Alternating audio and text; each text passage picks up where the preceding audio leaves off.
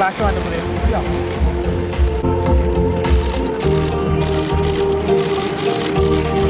മലയാള സിനിമയ്ക്ക്, ഇന്ത്യൻ സിനിമയ്ക്ക് തന്നെ ഇക്കാലവും ഓർത്തു വെക്കാനുള്ള മനോഹരമായിട്ടുള്ള നിമിഷങ്ങളാണ് നമ്മളിവിടെ കണ്ടുകൊണ്ടിരിക്കുന്നത്.